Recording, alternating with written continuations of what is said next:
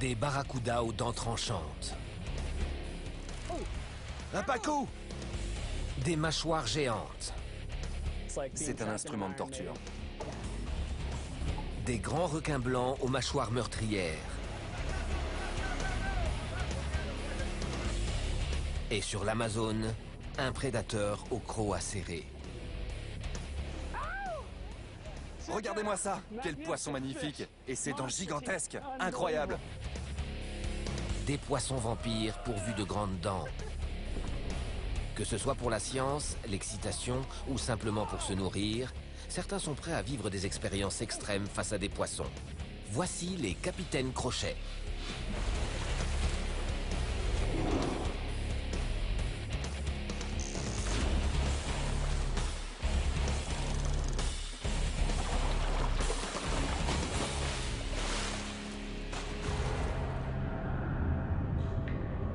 Parmi les géants aquatiques, certains sont hors normes.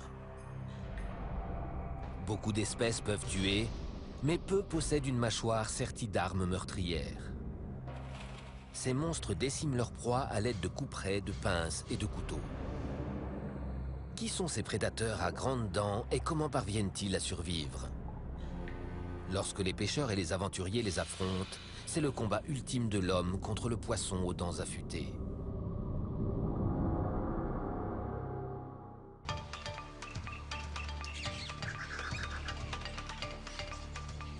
14 janvier 2009, Brésil. Ichtyologiste et spécialiste de la mâchoire et de la dentition des animaux, Justin Grubich part en expédition au cœur du bassin amazonien. C'est le territoire des poissons à dents. Le royaume d'un cousin du piranha, le pacu, une espèce impressionnante à la dentition humaine, et du célèbre payara, surnommé le vampire.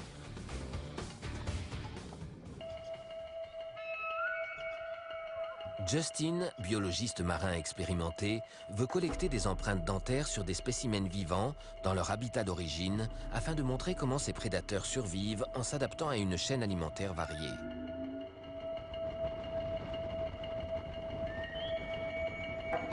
Aujourd'hui, le fleuve Amazone est menacé par l'augmentation de la population, par la déforestation, par la diminution de l'habitat et par les centrales hydroélectriques qui peuvent modifier son cours.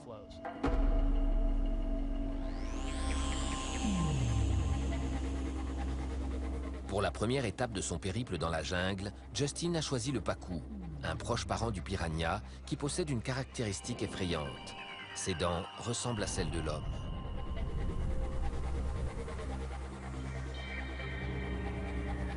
Pour attraper des pacous et autres poissons à grandes dents, Justin a fait appel au guide Johnny Hoffman, pêcheur chevronné et célébrité locale. Il pêche depuis toujours dans ces eaux et connaît les meilleurs coins. Mais les pacous, victimes de la pêche à outrance, se font rares. En Amazonie, la plus grande menace pour le pacu, c'est la pêche lucrative. Ce poisson coûte très cher car sa chair est tendre. Comparé à d'autres poissons, il est plus rentable.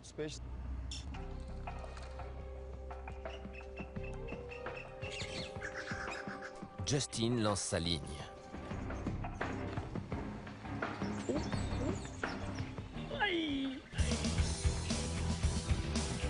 Dès qu'il touche le fond, il rebondit. Justin lutte pour ne pas lâcher. On dirait un train de marchandises lancé à toute allure. D'abord, il bondit, ensuite il tire, puis il pique un sprint, comme là. Vraiment costaud comme poisson. Il va m'épuiser.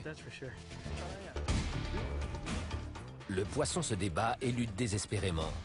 Rassemblant toutes ses forces, Justin tire un dernier coup sec. Un gros pacu piranha.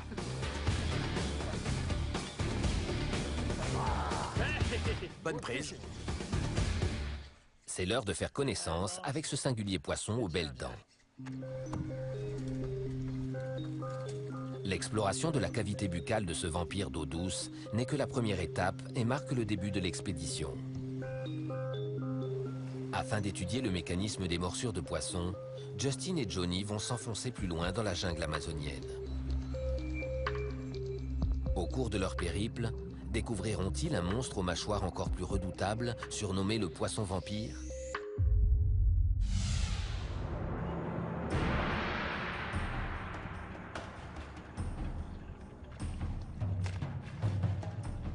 À des milliers de kilomètres de là, des pêcheurs ont attrapé un autre dangereux poisson à grandes dents.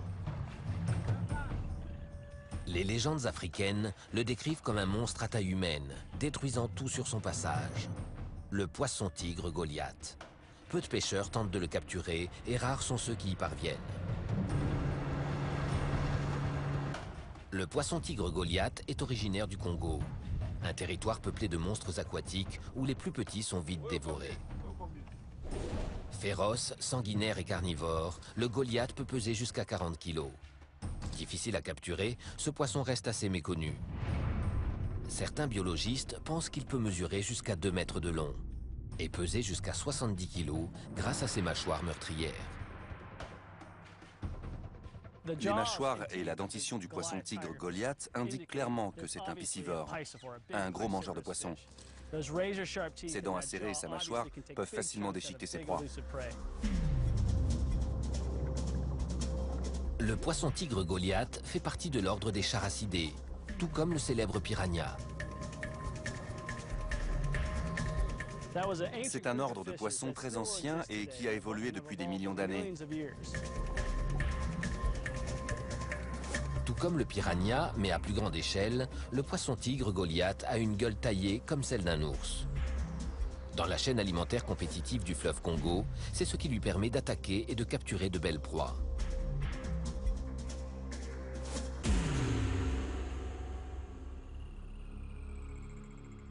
Même les plus courageux des pêcheurs voient en lui un redoutable adversaire.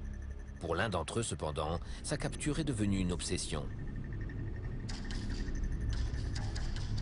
C'est une légende, le mythe du fleuve Congo. 5 septembre 2008, Afrique centrale. Pour le pêcheur tchèque Jakub Wagner, sa mission en République du Congo est synonyme de frisson et de danger. Il veut capturer un poisson-tigre Goliath géant.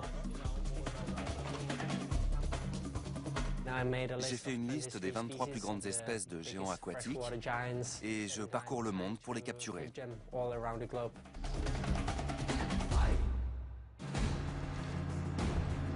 Équipés d'appâts et de tout le matériel nécessaire, Jakub et son guide fendent les flots. Ils ont choisi un coin où le courant est fort, connaissant le territoire du redoutable mangeur de chair. Capturer un Goliath requiert une stratégie particulière. Contrairement aux poissons dont la chair assez souple permet une bonne accroche de l'hameçon, les Goliaths ont des mâchoires si dures que l'hameçon ne tient pas. Même lorsqu'un pêcheur réussit son coup, leurs dents acérées et pointues peuvent briser le plus solide des matériels de pêche. Les poissons-tigres Goliath peuvent sectionner la ligne. Jakub sait que pour réussir à le ferrer, sa seule chance est d'appâter le Goliath avec un hameçon triple. Si Jakub fait une prise, il doit ramener le Goliath le plus vite possible.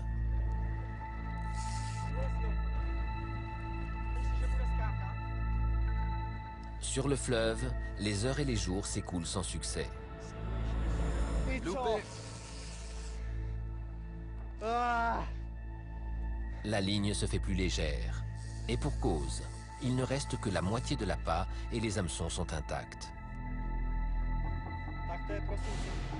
C'est une machine à tuer extrêmement puissante. Tandis que le soleil commence à décliner, il lance de nouveau sa ligne. Quand soudain, Poisson! le moulinet s'emballe. Il a mordu! Jakub résiste, mais la lutte est bien plus acharnée qu'il ne l'imaginait. Vas-y, vas-y, vas-y! Il scrute les eaux troubles, imaginant la taille de son adversaire. Soudain, une fraction de seconde, il l'aperçoit. Il est énorme.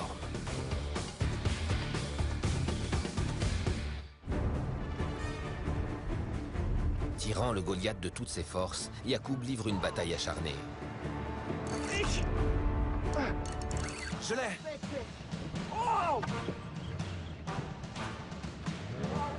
En tirant la ligne par à-coups, il réussit à déloger le poisson des herbes touffues. Il est libre. Le Goliath se débat dans l'eau et le pêcheur puise dans ses dernières forces pour le ramener, tandis que le Goliath cherche à se servir de ses puissantes mâchoires pour couper la ligne. Après une demi-heure de lutte éreintante, Yacoub parvient à rapprocher le poisson de la barque.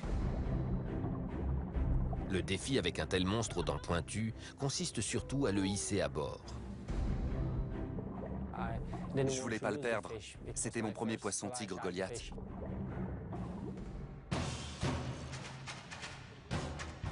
Tandis que le poisson se débat, Yacoub l'attrape fermement par la queue et hisse le monstre frétillant hors de l'eau. Il a enfin pris son Goliath. Vu de près, c'est un monstre. Ce Goliath doit peser dans les 25 kilos et ses dents pointues ressemblent à celles du requin. Yacoub est fasciné par cette proie légendaire qui peuple le fleuve. Mais comme de plus en plus de pêcheurs engagés, il veut aider à la préservation des espèces pour les générations futures. Il relâche le géant dans le fleuve. C'est sa plus belle prise. Quand j'ai tenu ce poisson tigre Goliath dans les bras, j'étais le plus heureux des hommes.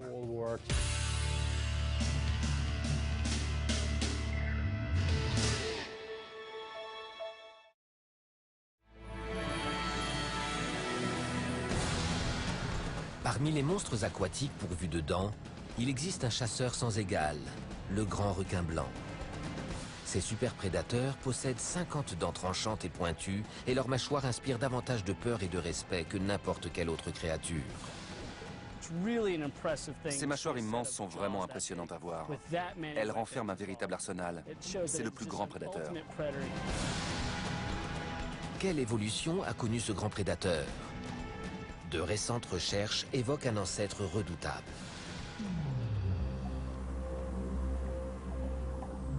Avant le grand requin blanc, il y a presque 20 millions d'années, son ancêtre a peut-être été ce prédateur redoutable et surdimensionné, le mégalodon. 3 fois plus grand que le grand requin blanc, le mégalodon avait des dents proportionnelles à sa taille. Comparé ici à une dent de grand requin blanc, dont la taille maximale est de 8 cm, une seule dent de mégalodon pouvait mesurer jusqu'à 18 cm de la racine à la pointe. Avec des mâchoires de près de 3 mètres, pouvant exercer une force de 18 tonnes, il décimait absolument toutes ses proies. Justin Grubitsch, spécialiste de la dentition des poissons, et d'autres scientifiques étudient les comportements des tueurs des mers à travers leur survie, leur évolution et leur extinction. Une chose est sûre, qui dit survie dit alimentation abondante. Et cela commence par une morsure. La morsure du grand requin blanc est une arme de destruction massive.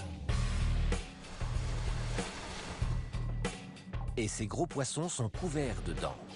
Grossis 100 fois à l'image, leurs écailles, appelées denticules dermiques, ressemblent à des dents. Elles sont même recouvertes d'émail, la substance minérale la plus résistante, enveloppant le requin dans une sorte d'armure. Les mesures visant à protéger le requin blanc ainsi que sa réputation sanguinaire découragent les plus téméraires et les plus enthousiastes des pêcheurs. Néanmoins, quelques-uns sont prêts à tout. Les dents du requin, c'est le plus effrayant. On pense aussitôt à la mort. Ce n'est pas ce qu'on peut appeler de belles dents, alors autant les éviter. «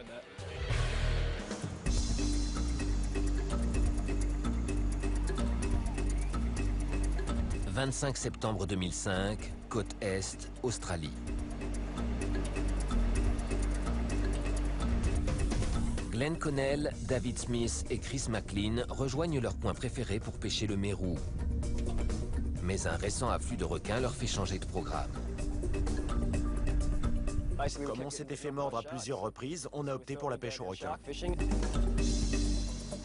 Requin marteau ou grand requin blanc, plutôt que de tuer ces espèces menacées, les 3 amis décident de les marquer. Dans le cadre d'un programme de recherche mis en place par le gouvernement australien, tout amateur peut se procurer des marques et aider ainsi les scientifiques à étudier leur migration et leur croissance. Ce programme a pourtant négligé les attaques sur l'homme. Le marquage des requins blancs par des pêcheurs amateurs est aujourd'hui interdit.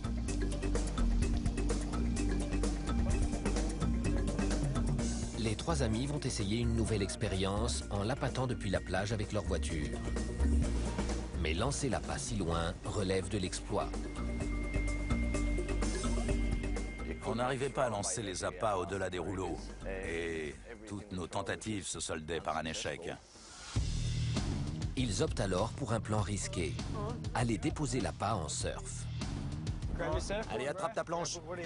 Dave enfile sa combinaison, prend l'appât et y va. Ça va être cool. Grande première. À chaque seconde, il risque sa vie.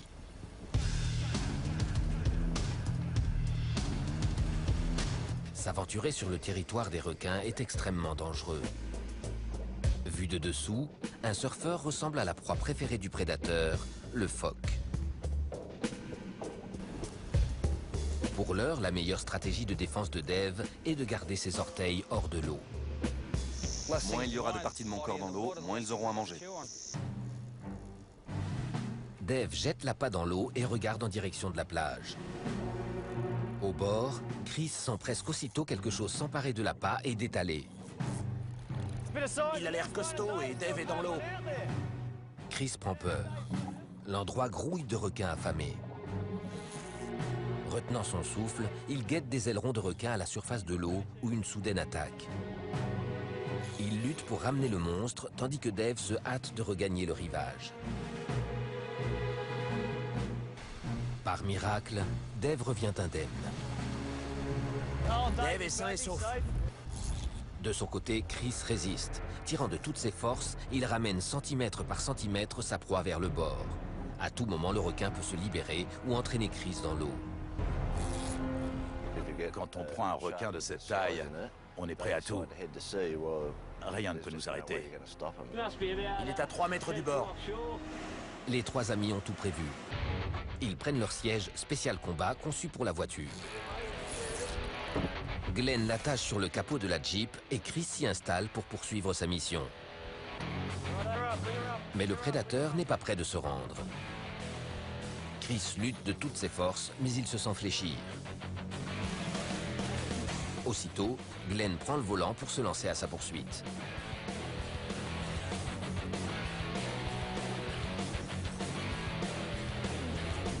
T'arrêtes pas, Dave.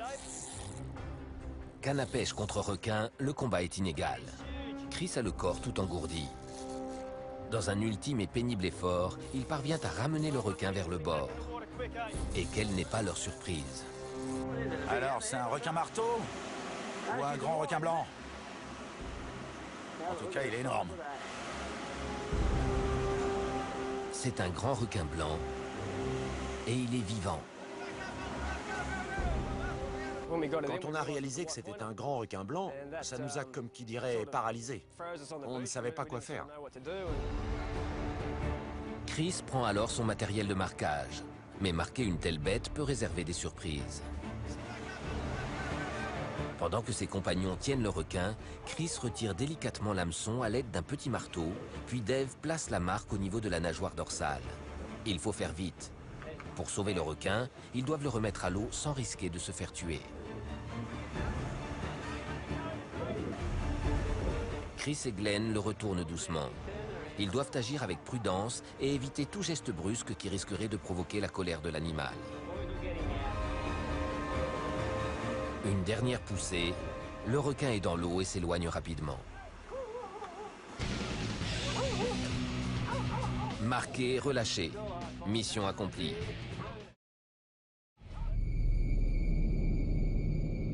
Certaines de ces féroces créatures aquatiques sont des prédateurs préhistoriques. Dans les eaux troubles, ils lancent l'assaut tel des dinosaures. Avec une force inouïe et une bouche sertie de pointes, voici l'alligator gar. Avec ses centaines de canines, il perfore la chair de ses proies. Elles n'ont aucune chance de s'en tirer. Elles sont condamnées.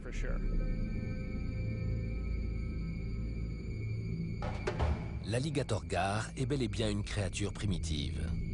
Des spécimens fossiles montrent qu'il est resté quasiment identique depuis la période du Crétacé, il y a plus de 140 millions d'années. Un parfait exemple de la théorie de l'évolution darwinienne.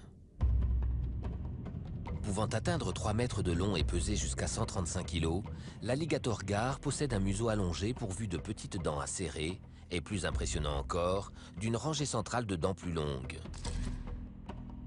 Plantés au centre du palais et parcourant ses longues mâchoires, c'est l'ultime vision de leur proie avant de mourir. C'est un instrument de torture. Le poisson n'a aucune chance. L'alligator gar est doté d'une patience inouïe. Durant des heures, il peut rester immobile dans l'eau, gardant ses forces pour l'attaque. Et ce n'est pas tout. Recouvert d'une armure de solides écailles, son corps lui permet de parer aux attaques et même de sectionner une ligne comme une lame de scie. Un cauchemar pour les pêcheurs. Chez ce poisson, tout est tranchant, et il coupera la ligne si elle s'enroule autour de lui.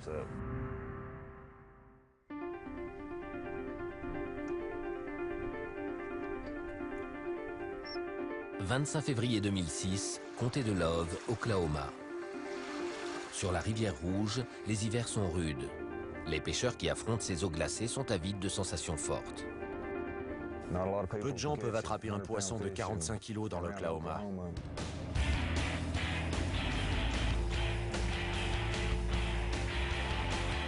Sean Chatham pêche dans les rivières de l'Oklahoma depuis sa plus tendre enfance. Aujourd'hui, il veut aider à la sauvegarde des poissons à grandes dents, en particulier l'alligator gar. Lui et ses amis espèrent attraper et marquer ces alligator gar dans le cadre du programme de recherche et de protection des espèces. Mais en cette froide après-midi, après des heures de recherche dans les eaux glacées, ils n'ont réussi à capturer et à marquer que quelques petits spécimens. Décidé à prendre un géant d'eau douce, Sean lance sa ligne dans les eaux peu profondes de la rivière. Soudain, le pêcheur sent qu'il a fait une prise. Il tire la ligne d'un coup sec pour fixer l'hameçon. J'en ai un, les gars. Ah gros? Ouais, il a l'air énorme. Sean peine à ne pas lâcher la canne à pêche, tandis que la barque se met à tanguer. Attention, il va nous faire chavirer. On a compris que c'était un gros poisson, et vraiment costaud, dès qu'il a commencé à tirer la barque. Nous quatre, la barque, le moteur, la glacière, plus tout le matériel de pêche, ça faisait bien dans les 500 kilos. Sean sait que c'est la prise de sa vie. C'est un alligator gar. Chaque fois qu'il est sur le point de ramener le poisson, d'un coup brusque, celui-ci replonge dans l'eau. La lutte est acharnée, et Sean espère seulement qu'il parviendra à retenir le monstre le temps de le marquer. Un autre alligator. Une femelle. Après 30 minutes d'une lutte épuisante, le pêcheur sent sa proie faiblir. Malgré ses bras endoloris, il tire avec force et parvient à rapprocher le poisson de la barque. Et voilà, Scotty. La vue du poisson confirme les doutes de Sean. C'est le plus grand alligator gar qu'il ait jamais vu. Mais la vraie bataille ne fait que commencer. Le poisson est si gros qu'il est impossible à hisser. Sean et ses amis risquent de basculer dans les redoutables mâchoires d'un alligator gar en colère. On savait qu'il était bien plus gros que ce qu'on pensait et qu'on ne pourrait pas le hisser à bord.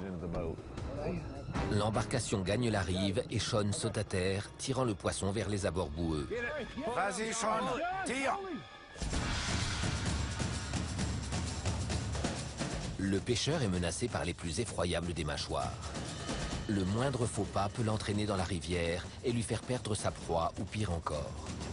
Les blessures provoquées par les alligator gar sont redoutables.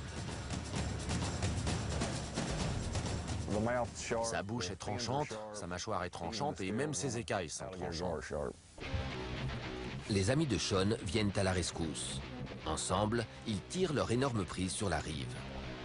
C'est bon! Il y est! Enfin, après une lutte féroce, l'alligator gar capitule.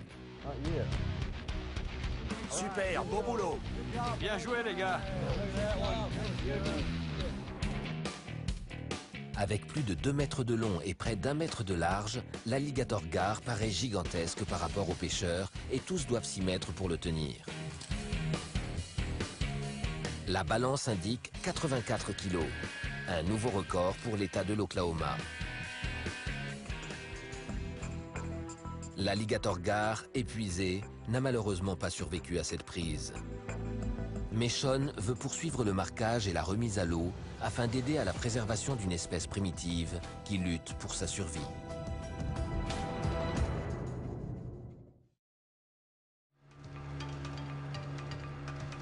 « 14 janvier 2009, Brésil.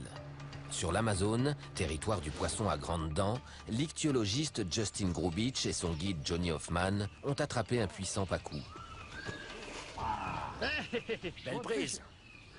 C'est génial.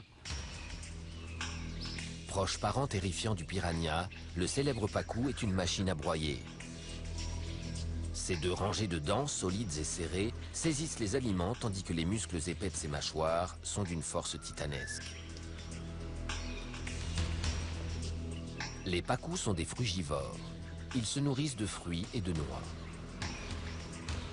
Mais qu'on ne s'y trompe pas. Les pacous n'ont peut-être pas le goût du carnage, mais leurs dents et leurs mâchoires sont de véritables broyeurs.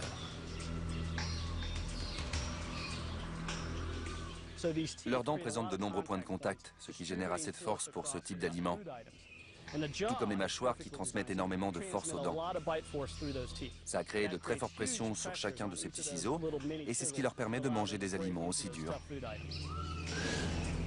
En observant leur cavité buccale de plus près, on réalise soudain avec effroi pourquoi ces dents nous semblent si familières. Johnny, tu peux le tenir une seconde? Un crâne humain confirme l'effrayante ressemblance. Les mâchoires du pacou sont assez semblables aux nôtres. Une mâchoire supérieure fixe comme la nôtre, elle ne bouge pas, et une mâchoire inférieure mobile qui génère la force de la morsure. Mais il veut en apprendre plus. Je veux m'assurer qu'il ne me morde pas. Aucune paire de mâchoires n'est identique. Et pour bien connaître les poissons à grandes dents, il faut d'abord déterminer avec exactitude la force de la morsure. On va prendre les empreintes des dents afin d'évaluer leur taille. C'est ce qui va nous indiquer le degré de force qui est transmis à ces dents et en même temps nous renseigner sur leur état. Reproduire exactement le modèle, la forme ainsi que le degré d'usure des dents va indiquer avec précision l'impact du coup de dent au moment du contact. La pression et la force exercée peuvent être très fortes. Et c'est exactement ce qui se produit lorsque le poisson transperce un aliment en un point donné. Justin et Johnny se dépêchent de marquer le pacou. 147. La déforestation est en train de détruire l'habitat de ces poissons. Le marquage va donc nous fournir des données précieuses sur leur habitat et sur leur déplacement. Après avoir noté le numéro de la marque, ils remettent le poisson à l'eau. Il est costaud. Justin espère maintenant trouver un autre poisson. Le monstre de ses eaux, le poisson vampire. Un simple coup d'œil révèle l'effroyable ressemblance avec l'un des plus fascinants prédateurs marins de tous les temps. Il y a 400 millions d'années, aucune proie ne pouvait résister à cette créature titanesque, le Dacleosteus. Atteignant plus de 6 mètres de long, c'est l'une des premières créatures animales avec une mâchoire équipée de tels couperets. Ses dents singulières sont en réalité le prolongement de son crâne, aiguisé comme des lames de rasoir. Aujourd'hui, bien qu'ils ne descendent pas directement du Dacleosteus, l'héritage de ces effroyables dents préhistoriques est visible sur quelques espèces surprenantes, telles que le poisson vampire. Une proie difficile à trouver. Le temps menaçant de virer à l'orage, le scientifique sent la malchance miner son expédition. Ça va tomber. On va se faire mouiller. Le combat de l'homme contre le tueur du fleuve. Mais pourra-t-il capturer le vampire avec l'orage et la pluie qui font rage?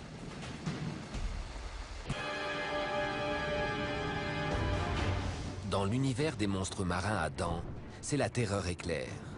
Prédateur chassant en embuscade, il déchiquette ses proies à une vitesse fulgurante.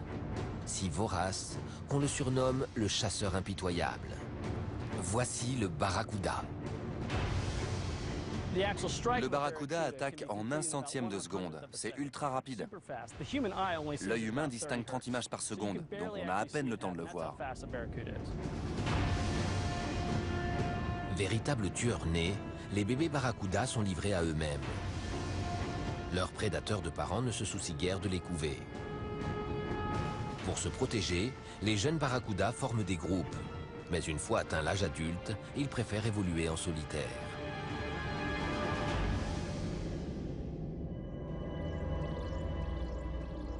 Pouvant atteindre plus d'1,5 mètre de long et peser plus de 40 kilos, la mâchoire d'un barracuda est plantée de dents sanguinaires, toutes différentes les unes des autres. À l'avant, des dents pointues. En haut, des petites dents serrées et disposées en dents de scie. En bas, de fortes canines pour compléter l'arsenal. Ajouté à des mâchoires d'acier, cela confère à la morsure une force inouïe. Et pour attraper ses proies, le barracuda se transforme en torpille, nageant à plus de 58 km/h.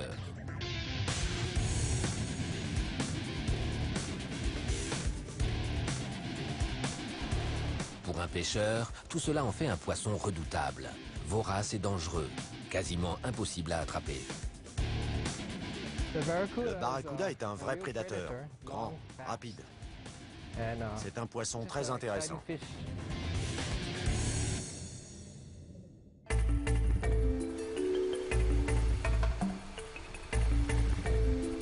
22 mars 2006, Maui, Hawaï. Dean Hayashi, un passionné de pêche, arrive à son campement de nuit préféré. Il veut essayer de pêcher une espèce de brochet local, la carangue à grosse tête. Mais il ignore qu'un monstre des mers l'attend pour lui faire vivre une aventure inoubliable. Dean installe ses cannes à pêche et fixe une cloche sur chacune d'entre elles.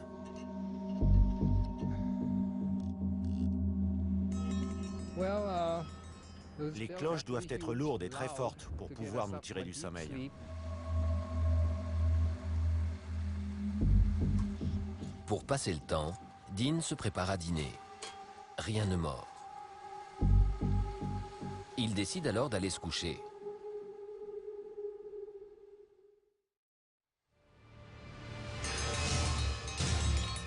À l'aube, le bruit de la cloche accélère soudain les battements de son cœur. Il bondit tandis que sa ligne s'agite dans un grincement métallique. Sûrement une grosse prise. D'abord, il y a eu un coup, et puis tout de suite, ça s'est mis à faire zzz. J'étais surexcité. Tous les pêcheurs adorent ce son. Dean attend le bon moment avant de tirer la canne d'un coup sec. L'hameçon a pris, quand soudain, le poisson bondit hors de l'eau. Dean est pétrifié. Ce n'est pas une carangue, mais un gigantesque barracuda. Il a jailli de l'eau. Je n'en revenais pas. Il était si gros. Je n'avais jamais rien vu de si gros. Le poisson menaçant lance l'attaque, en bondissant de plus belle hors de l'eau. Le pêcheur doit réagir vite. Il sait que ses mâchoires tranchantes peuvent sectionner la ligne même si celle-ci est en acier.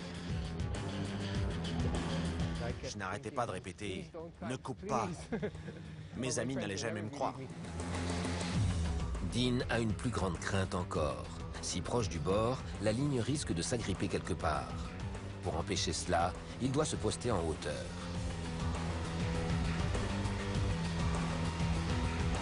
Pêcher sur des rochers est extrêmement dangereux.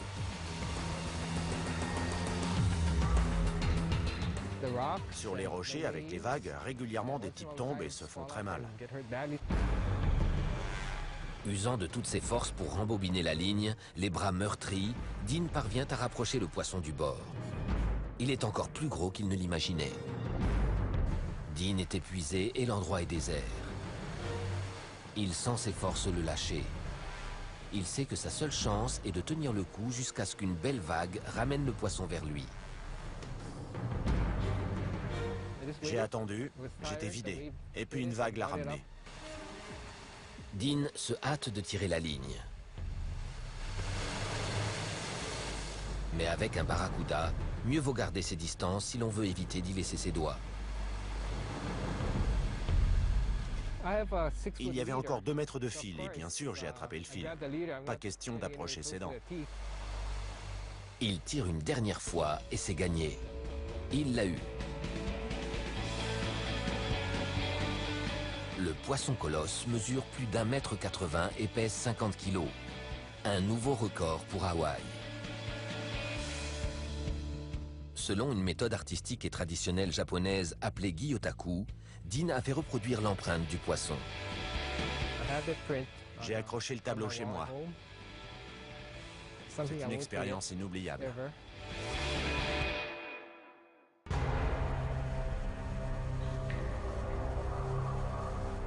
18 janvier 2009, Brésil.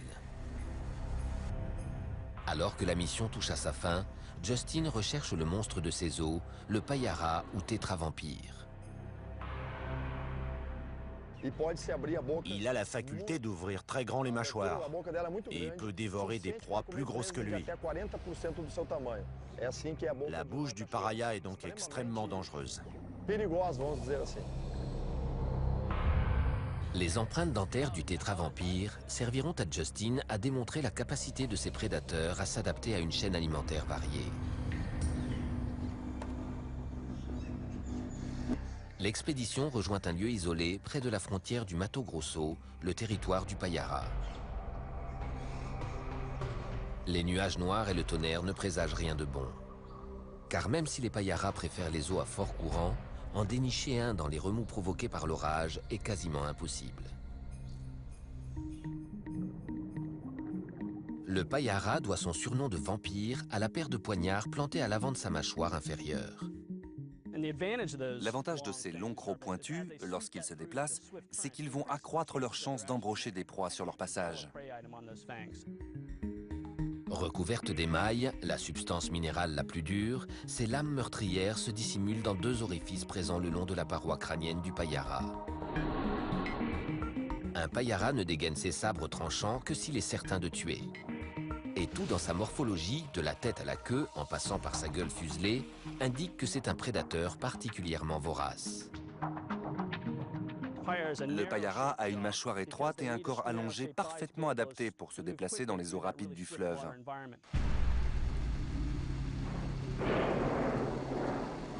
Ouais! Bien joué, Johnny!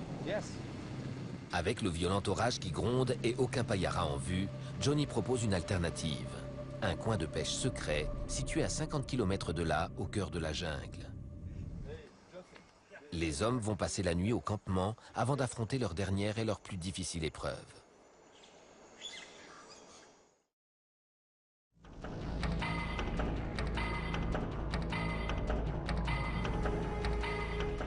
« 19 janvier 2009. Luttant contre la chaleur et les moustiques, les hommes avancent en terrain accidenté.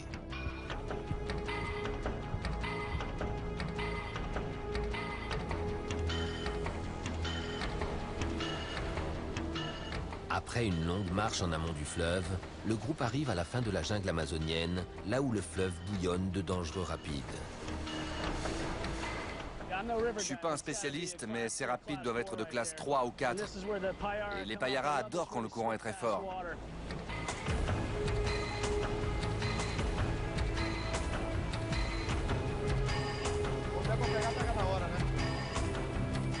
Bon, c'est pas ça.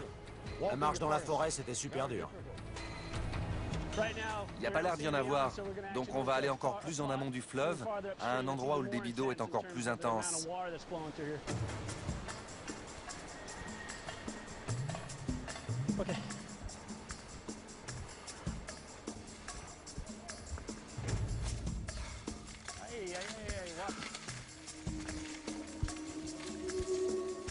J'ai plus de souffle, mais l'adrénaline me fait avancer. Johnny va me montrer son coin secret. On va à la pêche aux vampires, le payara géant. Justin aperçoit alors une marque posée par l'homme. Cette marque a été posée dans le cadre d'une enquête pour un éventuel projet de barrage. Le payara que nous allons pêcher a parcouru des centaines de kilomètres dans les différents affluents. Un barrage, ça aurait des conséquences sérieuses sur les populations de poissons. Au Brésil, les barrages fournissent 90% de l'énergie électrique. Certains voient l'hydroélectricité comme l'une des sources d'énergie renouvelable les plus prometteuses. D'autres estiment au contraire que les conséquences peuvent être désastreuses pour l'environnement.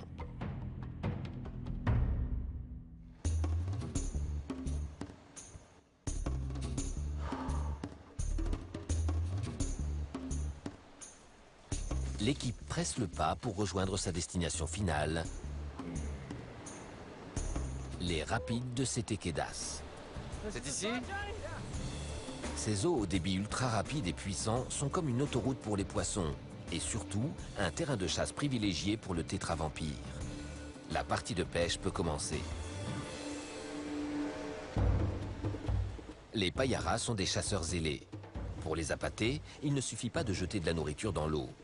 Justin utilise la méthode de Johnny qui a fait ses preuves. Il lance sa ligne en amont de la rivière pour que son appât puisse suivre le courant. Puis il la tire d'un geste brusque pour imiter les petites proies rapides qu'affectionnent les payaras. Justin sent soudain la ligne s'agiter. Il essaie aussitôt de maîtriser sa canne. Il rembobine et découvre l'appât à moitié dévoré. Gros poisson. À maintes reprises, l'appât se fait déchiqueter. Les payaras attaquent si vite qu'ils engloutissent la nourriture avant même que le pêcheur n'ait préparé son hameçon. Pas facile à attraper. Avant de retourner aux États-Unis, Justin veut absolument pêcher un payara dans l'Amazone. Il lance de nouveau sa ligne. Tout à coup, celle-ci se met à vibrer. Justin réagit vite. Cette fois, l'hameçon a accroché.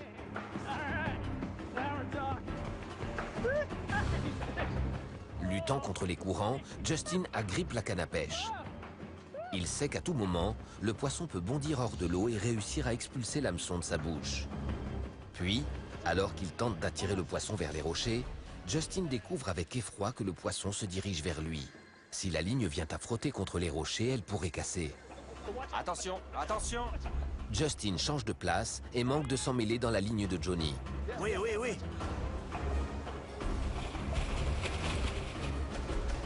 Il tire une dernière fois et le tétravampire est à lui. Je suis super content. Il est toujours vivant.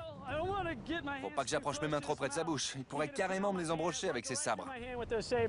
Incroyable. Magnifique. Et ses dents. C'est incroyable. Ses dents longues et pointues sont terrifiantes. Voilà pourquoi on le surnomme le vampire. Il a 2 canines aiguisées comme des lames. Ces lames sont très importantes. C'est ce qui va leur permettre de transpercer leur proie avec leur impressionnante mâchoire qui file dans l'eau. Impressionnant. J'ai jamais rien vu de tel. Je dois faire très vite pour prendre ses empreintes dentaires, car ce poisson ne tient pas longtemps hors de l'eau. Il faut faire attention à ce qu'il ne bouge pas la tête. Et voilà, les empreintes. Grâce à un programme informatique, je vais connaître la taille de ses dents et la force de pression exercée par la mâchoire inférieure. Vraiment, quel poisson impressionnant. Johnny se dépêche de relâcher le poisson. Le tétravampire reprend des forces avant de disparaître dans les puissants rapides, prêt à embrocher son prochain repas. Bonne pêche. Gros poisson. Incroyable. Super. Bonne prise. Quelle course, c'était génial. Justin et Johnny espèrent que de telles études vont permettre d'accroître l'intérêt porté à ces poissons ainsi qu'à leurs habitudes alimentaires et souligner l'importance de la protection des espèces à grandes dents à travers le monde, ouvrant la voie à des mesures de sauvegarde destinées à contrecarrer le déclin des populations de poissons. Ça a été une épreuve d'arriver jusqu'ici, mais ça valait vraiment le coup. J'ai réussi à attraper ce poisson avec ses grandes dents. J'ai jamais vu un endroit aussi magnifique. Mission accomplie. C'est génial.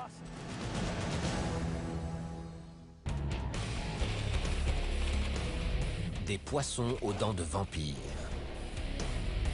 Que ce soit pour s'amuser, pour les étudier ou pour les manger, chaque rencontre nous met en présence des créatures les plus fascinantes et les plus féroces de la nature.